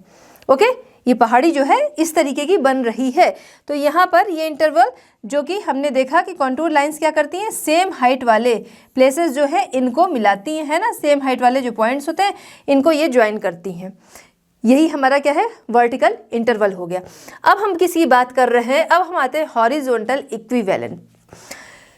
is the vertical distance between two contours in ordnance map of ये is generally 20 मीटर। ठीक है, हॉरिजॉन्टल इक्विवेलेंट की बात करें तो ये क्या है, हमने वर्टिकल देख लिया। अब हम हॉरिजॉन्टल डिस्टेंस जो है वो देखेंगे दो कॉन्टूर लाइंस के बीच का। दो कॉन्टूर लाइंस के बीच का हॉरिजॉन्टल डिस्टेंस जो होता है उसी को हम हॉरिजॉन्टल इक्विवेलेंट या HE जो है वो कहते हैं। ठीक है, तो HE से इसको शो किया जाता है। चलिए अब देखते हैं कि इस हॉरिजॉन्टल इक्विवेलेंट जो है वो हम कैसे देखते हैं। अब जैसे कॉन्टूर लाइंस जो है, हमने अभी इसके पहले समझा था कि कॉन्टूर लाइंस जो होती हैं इसके द्वारा हम किसी भी स्टीप जो है, किसी भी स्लोप जो है उसको जान सकते हैं कि स्टीप है या फिर ये जेंटल स्लोप है। ओके, तो मान लीजिए कोई पहाड़ी है जो कि इस तरीके की है, यहाँ पर हमें स्लोप कैसा दिख रहा है, वहीं पर यहाँ हमें स्लोप कैसा दिख रहा है।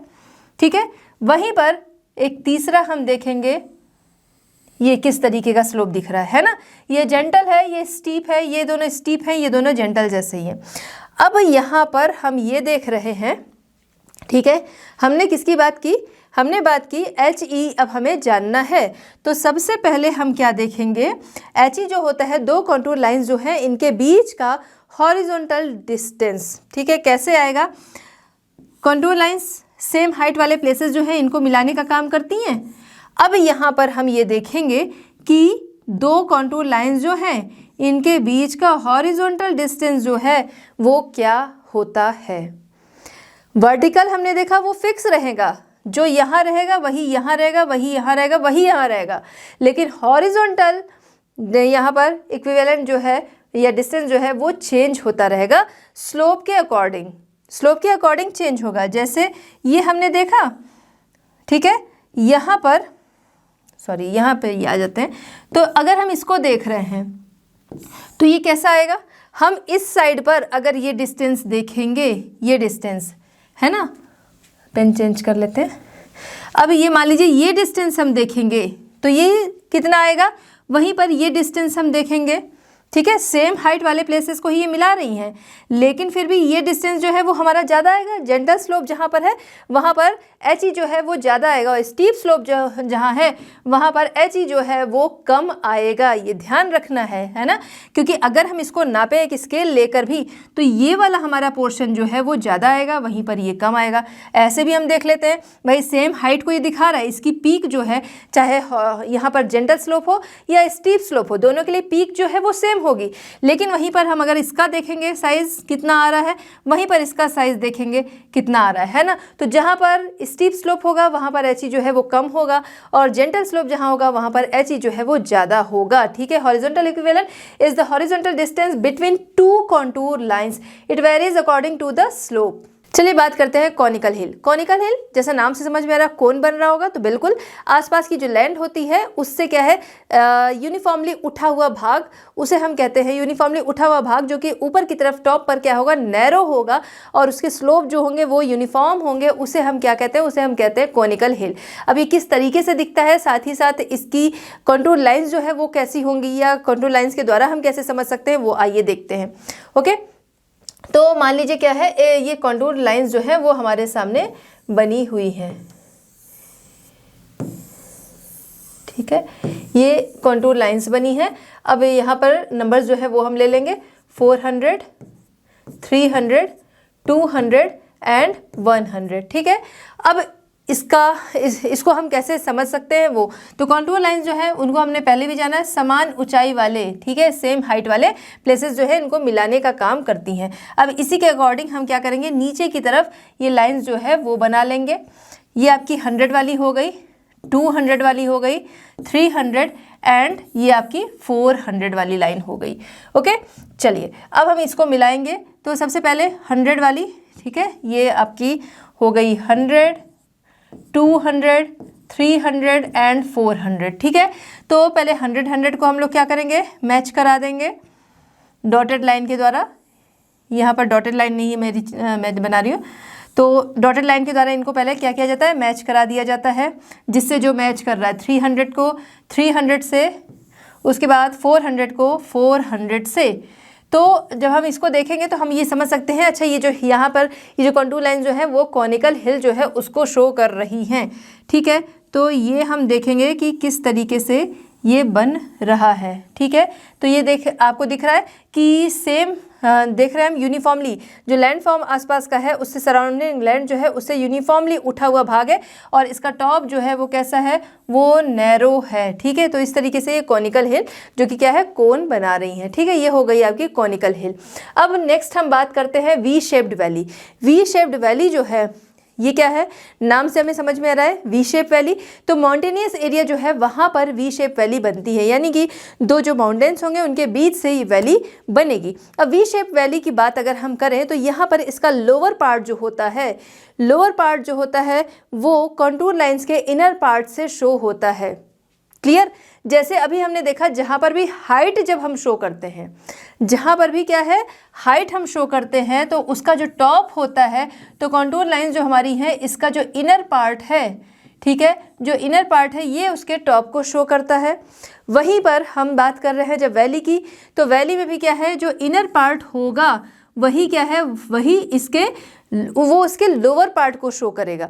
लेकिन यहाँ पर अंतर ये रहेगा कि जब भी हम कॉन्टूर लाइंस को देखते हैं, जब भी हम एलिवेटेड एरिया जो है उसकी कॉन्टूर लाइंस को जब भी देखते हैं, तो जो सबसे बड़ा नंबर होता है वो अंदर की तरफ होता है, और जैसे जैसे हम बाहर की तरफ आते हैं नंबर्स जो है वो कम होते जाते हैं, है ना। जैसे अभी हमने देखा था 400 हो गया, 300 हो गया, 200 हो गया। वहीं पर वैली हम कैसे समझ सकते हैं, तो वैली जब हम देखेंगे तो अंदर का जो नंबर होगा वो छोटा नंबर होगा, यानी बाहर की तरफ हम देखेंगे 400, फिर 300, फिर उसके बाद 200, ठीक है। तो जहाँ पर इस तरीके का नंबर है हम समझ जाएंगे ये कोई वैली वाला पार्ट है, ठीक है। वैली कोई भी बनेगी, यू वैली बन जाएगी, वी शेप वैली बन जाएगी, कोई भी बनेगी, लेकिन ये नंबर्स जो हैं इनको देखकर हम ये समझ सकते हैं कि ये किसको शो कर रहा है। ओके, एलिवेटेड एरिया को या फिर गहरा एरिया जो है उसको वैली जो है उसको शो कर रहा है। आइए देखते हैं। V shape valley occurs in mountainous area. The lowermost part of the V shape valley is shown by the innermost contour line. जैसा अभी हमने समझा था, है ना। The contour gap increases at uniform intervals. ठीक है, the ratio between the vertical interval and horizontal interval, जो अभी हमने इसके पहले समझा था, ग्रेडियंट VI/HE। VI क्या था, HE क्या था, ये हमने समझ लिया। अब एक बार वी शेप वैली जो है इसको हम यहाँ पर देख लेंगे कि ये किस तरीके से बनेगी। ओके, चलिए, तो यहाँ पर क्या है, कॉन्टूर लाइंस जो है इस तरीके से बनी होती हैं। अभी क्या है, सेम हाइट वाले प्लेसेस जो हैं उनको यहाँ पर ये मैच कराएगा। अब इनके नंबर्स जो हैं वो हम लिख देते हैं। यहाँ पर 100 हो गया, 200 हो गया, 300 हो गया, 400 हो गया एंड 500 हो गया, ठीक है। चलिए आपके 00 में लगा देती हूँ, ये हो गए। अब इसके लिए भी हम वही वाला प्रोसेस पूरा जो है वो करेंगे। सबसे पहले क्या है, 100 है, 200 है, 300 है, 400 है एंड 500 तक हमारा आया है। अब फिर इसके लिए कंटूर लाइंस जो है वो हम लोग यहाँ पर बनाएंगे, ठीक है। कलर कुछ और ले लेते हैं। तो अब यहाँ पर ये लाइंस जो है वो बनेंगी। तो सबसे पहले यहाँ से हम ले आएंगे, जिसको पहले इसकी नंबरिंग कर लेते हैं, है ना। 100, 200, 300 एंड 400 एंड 500, ठीक है। तो इसको हम ले आते हैं कहाँ पर, ये हमारी 500 वाली है, तो 500 तक ही आएगी, है ना। इधर से भी 500, फिर हमारी 400 वाली लाइन है वो आएगी 400, फिर आएगी 300 वाली 300 पर, ये फिर 200 सॉरी ये 200, फिर आ रही है आपकी 100, फिर ये आ रही है 100। ओके, अब इसका जो शेप है वो हम लोग बनाएंगे, देखते हैं वैली बनती है या नहीं। ठीक है, तो स्टार्ट करते हैं। यहाँ से हमने मिलाया, ये इसको मिलाते जाएंगे। ये देखिए, ये हमारी वी शेप वैली यहाँ पर शो हो रही है। ठीक है, तो माउंटेनियस एरिया में ये बनती है। और यहाँ पर हमने ये देखा कि जो कंटूर लाइंस है इनका इनर मोस्ट पार्ट जो है, ये इनर मोस्ट पार्ट जो है वो हमारी वैली के लोअर मोस्ट पार्ट को शो करता है। ठीक है, तो इसके द्वारा हम कंटूर लाइंस के द्वारा समझ जाएंगे कि यहाँ पर क्या पिक्चर जो है, कैसा लैंडस्केप जो है वो शो किया जा रहा। चलिए बात करते हैं रिज। रिज क्या होती है पहले ये जानेंगे। Long narrow chain of hills होती है, जैसा कि हम यहाँ पर सामने देख रहे हैं, ये हिल हमको देखने को मिल रही है। Long narrow chain of hills यहाँ पर है, जो कि क्या है, कहीं पर हमें उठा हुआ भाग दिख रहा है, कहीं पर क्लिफ दिख रही है, कहीं पर फिर उठा हुआ भाग है, कहीं पर क्लिफ है। ये एक मेड़ की तरह हमको यहाँ पर दिख रही है। अब इसके लिए कंटूर लाइन्स जो है वो कैसी होंगी उनको हम यहाँ पर समझेंगे। ठीक है, चलिए आइए देखते हैं फटाफट इसकी कंटूर लाइंस की, इसको हम कैसे उस पर पहचान सकते हैं। और इसके अलावा रिज जो है इनको हम वाटर शेड के भी नाम से जानते हैं। वाटर शेड या वाटर डिवाइड, जैसा नाम से समझ में आ रहा है, water divide, two water stream जो होती हैं इनको ये डिवाइड करने का काम करती हैं। जैसे मान लीजिए एक वाटर स्ट्रीम इस साइड है, एक वाटर स्ट्रीम इस साइड है, बीच में ये क्या करें, इन दोनों को डिवाइड करें। अगर ये नहीं होगी बीच में तो ये दोनों क्या है, साथ में ही होंगी। ठीक है, बट ये क्या कर रही है, इन दोनों को डिवाइड करने का काम करती है। अब इसके लिए कंटूर लाइन जो है वो कैसी होंगी वो देखेंगे। इससे पहले यहाँ पर it is an elongated hill और a long narrow chain of hills also called watershed at as it divides two drainage system. Okay, चलिए आइए देख लेते हैं इसका कंटूर लाइंस जो है वो कैसी बनेंगी। अच्छा, कंटूर लाइंस के साथ ही हम यहाँ पर ये ध्यान देंगे कि अभी हमने इसके पहले वैली जो थी वो भी देख लिया और हिल जो थी वो भी देख लिया। तो ये हमें समझ में आया कि जब भी क्या है एलिवेटेड एरिया हम शो कर रहे हैं तो फिर अंदर की तरफ नंबर इंक्रीज होंगे, और वही अगर हम कोई वैली जो है वो शो कर रहे हैं तो वहाँ पर क्या है, अंदर की तरफ नंबर जो है वो डिक्रीज होते जाएंगे। ठीक है, तो उसके अकॉर्डिंग यहाँ पर चलते हैं हम। मान लीजिए 700 है, 600, फिर 500, 400 एंड फिर 300। ठीक है, चलिए यहाँ पर क्या है, सेम हाइट वाले प्लेसेस को ये कंटूर लाइन जो है वो ज्वाइन करती हैं। तो ये हमने देखा, इसी के अकॉर्डिंग हम नीचे ये लाइन बनाएंगे और फिर देखेंगे कंटूर लाइन जो है उससे देखेंगे हमारा ये शेप यहाँ पर बन रहा है कि नहीं, तभी तो हम इसको पहचान सकेंगे कि हाँ ये जो शेप है ये रिज का है ना। तो 700, ठीक है, 300, 4, 5, 6, 7 ये आ गया। तो यहाँ नंबर लिखना ज़रूरी होता है, हमको मिलाने में, इन दोनों को ज्वाइन कराने में आसानी होती है। 300, 400, 500, 600 एंड 700। अब हम इसको ज्वाइन करना शुरू करते हैं। चलिए, तो 300 से 300, फिर 400, फिर 500, 600 एंड 700, 7, 5, 6। ठीक है, अब यहाँ पर नंबर नहीं लिखा है, लेकिन हमने इसके पहले जाना ना कि ये सेम हाइट वाले प्लेसेस जो हैं उनको ये मिलाती है। ओके, यानी कि ये भी क्या होगा, ये भी 6 होगा, यहाँ पर है, ये वाला 7 ही होगा। ओके, चलिए, तो इसी के अकॉर्डिंग हम लोग आगे चलते हैं और फटाफट से हमारा ये शेप जो है वो हमें बताएगा कि ये आपकी रिज है या नहीं है। ठीक है, चलिए डॉटेड लाइन से इसको मैच कराया जाता है। ये हो गया, अब हम इनको मिलाने का काम करेंगे। ठीक है, चलिए ये हम देखते हैं कैसा शेप बनता है।